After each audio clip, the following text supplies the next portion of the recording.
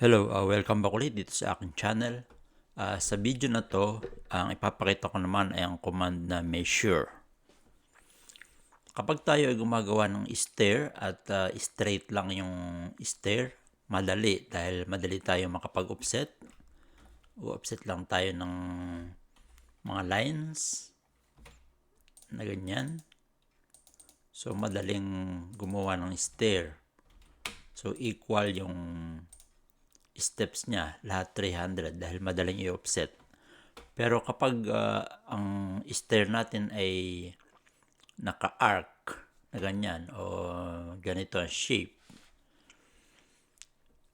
ang kailangan nyong gamitin para maging equal ang distances or yung size ng steps ay ang command na measure.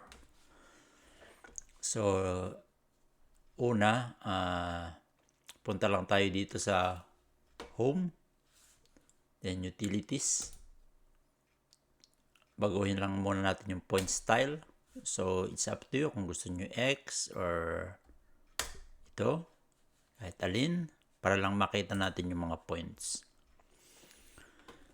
So let's do the command measure in this one.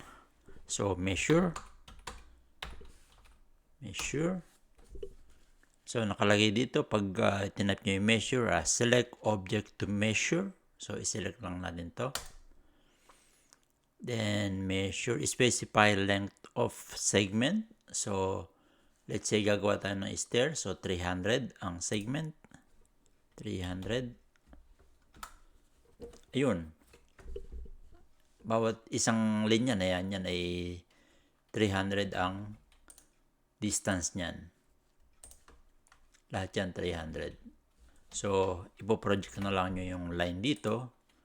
Papunta sa center na ito kung yan ay stair. So, line, ganyan lang. Kasi hindi kayo makakapag-offset ng pag ganun, mahirap. Kaya ang best diyang gamitin ay ang command na measure.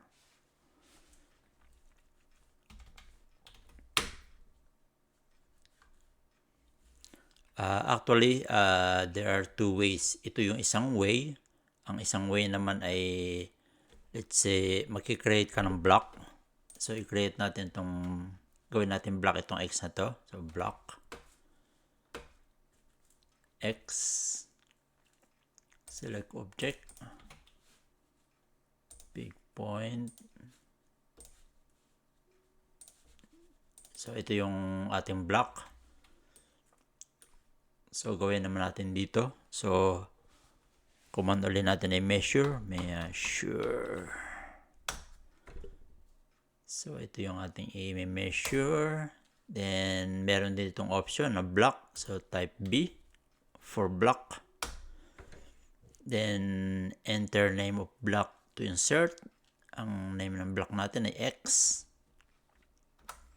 Then, align block with object. Yes. Then specify length of segment. So 300 ulit tayo. Yun. So mapapalagay yung mga block niya doon. So kung then madali nyo na magagawa ulit ang ating stair. Center.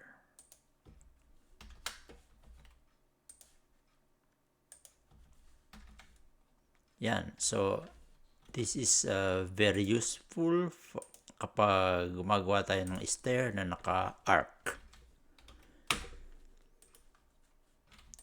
So, that's it for today. That is the command measure.